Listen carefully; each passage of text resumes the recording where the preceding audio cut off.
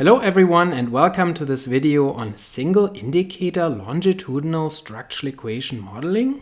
My name is Geiser. I'm an instructor and statistical consultant with QuantFish, and in this video I want to show you that it is possible to specify longitudinal structural equation models with latent variables with just a single indicator at each time point. Sounds like magic? Let's dive into it. We're probably all used to seeing longitudinal structural equation models like the one that you can see here in the path diagram, where you have two time points and each latent variable is measured with multiple indicators, in this case 3. Those are typically repeatedly measured indicators, so the same variables across time. And the two latent variables here in this model are connected through an autoregressive path beta 2, 1. So that's a latent autoregressive model. And of course, we could extend this model to multiple constructs and then take a look at autoregressive cross-legged models, or even models with autoregressive and cross-legged paths and random intercept factors, so-called random intercept cross-legged panel models. Now, what I want to show you in this video is that under certain conditions, you can do models like this with a single indicator at each time point. And this comes in handy when, for some reason, you only have a single item measure, for example. When there's simply only one question maybe that was asked for a given construct, such as, for example, life satisfaction, where people are asked to rate their life satisfaction on a scale from 0 to 10, and that's it. That's all you have as a measure of life satisfaction. Then there's no way you can divide that up into multiple indicators. And then if you want to look at, for example, the longitudinal course of life satisfaction across time at the latent level, meaning correcting for measurement error, then you'd have to think about how to do that with a single indicator. Now, the first answer here is to this issue, is it possible? No and yes. So the model on the right-hand side with just two time points is not possible unless you have estimates of the error variances, for example, based on reliability estimates from previous studies or other data.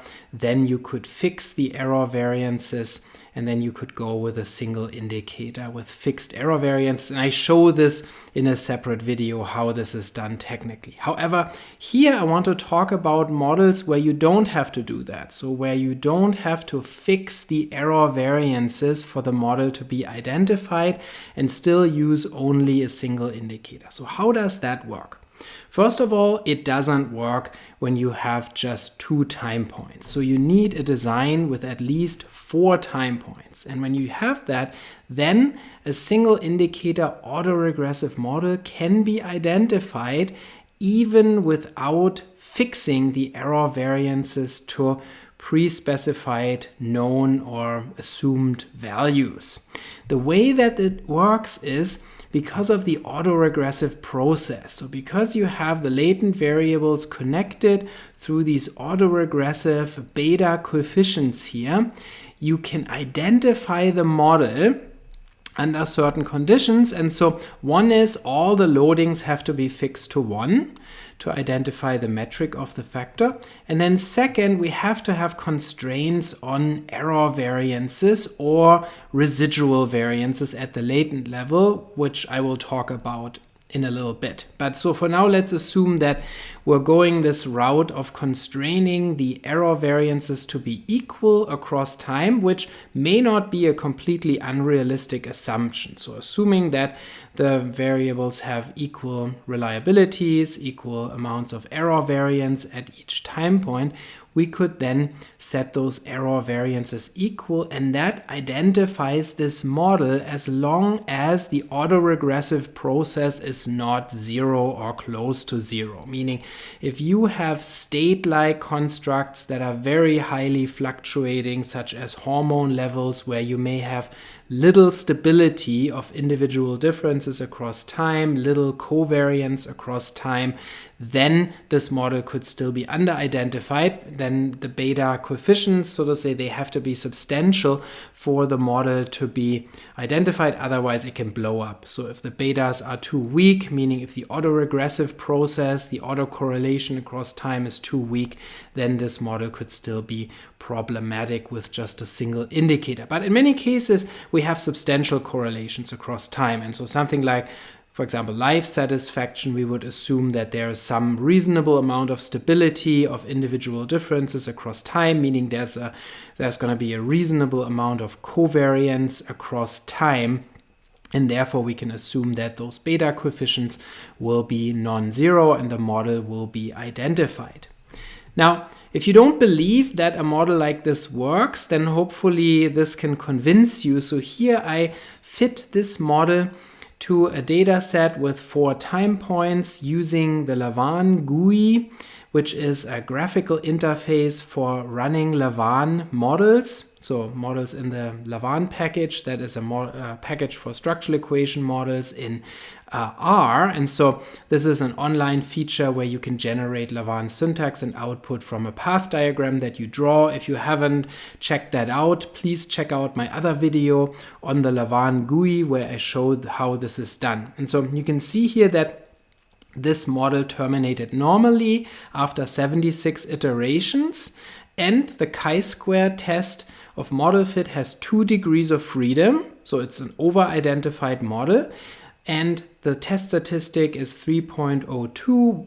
The p-value is 0.221, so the model fits the data well. It does not have to be rejected here. And you can see that the parameters have been estimated. Specifically, there's a common error variance parameter for each time point, 37.01. So I put an equality constraint in.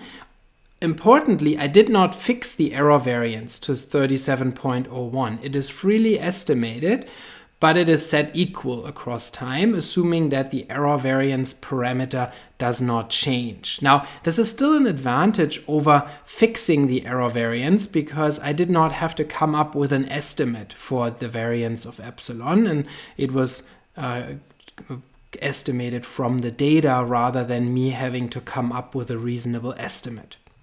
Furthermore, you can see the loadings were fixed to 1. So there's this @1 symbol here in the path diagram. And you can see that the paths between the latent variables, the autoregressive paths, were estimated. They don't have to be set equal across time. Oftentimes, that's a reasonable assumption too, that the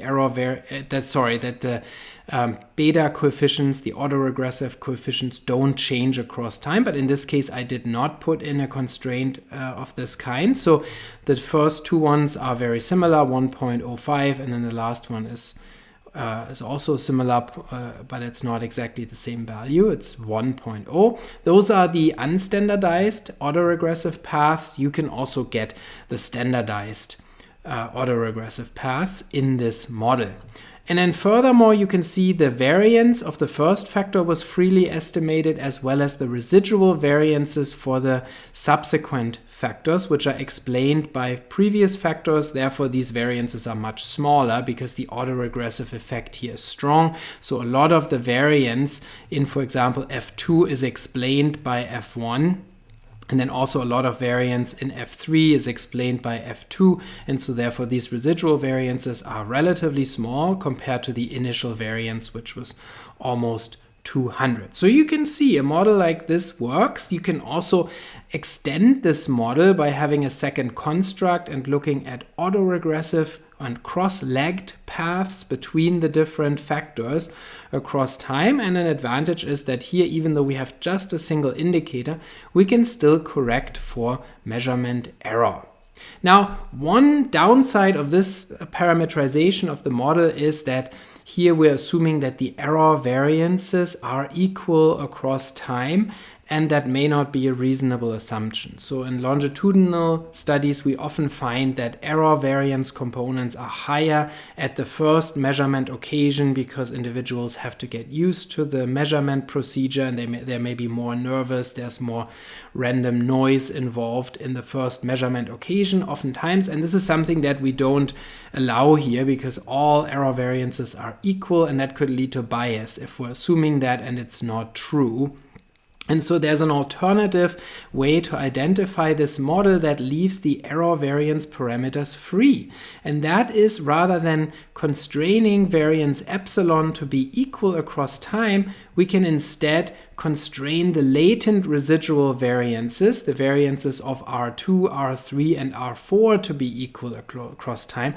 And that may be a more reasonable assumption, that the latent explained variance doesn't change if the autoregressive process at the latent level doesn't change. So perhaps that's more realistic. So this model also is identified, as you can see here. So here I estimated this model with a different specification, where now you can see the error variances were set equal, and so they are estimated to be 29.92 at each time point. You can see the error variances here now are freely estimated. In this example, it's actually not the case that the error variance is higher at time 1, but you can see they're a little bit different here, so perhaps there were some differences.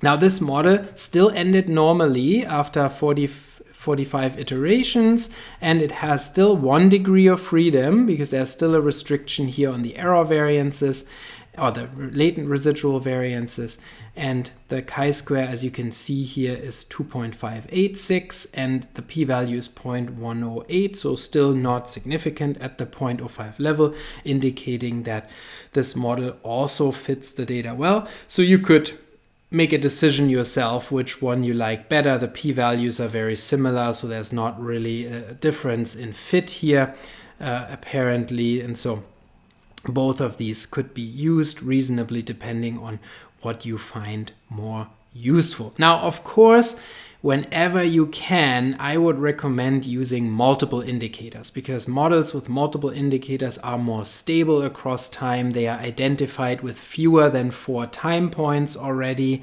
They allow you to test the assumption of measurement equivalence across time by constraining factor loadings and intercepts to be equal across time, and then testing a model like this. So they offer more flexibility than single indicator models. However, the single indicator models that I showed you in this video come in handy when you are in a situation where you only have one indicator, one item, and you cannot really use multiple indicators. I hope you found this video useful. If you did, please subscribe to this channel. Check out the other resources, including workshops that I teach for QuantFish that you can find in the description, and I'll see you next time.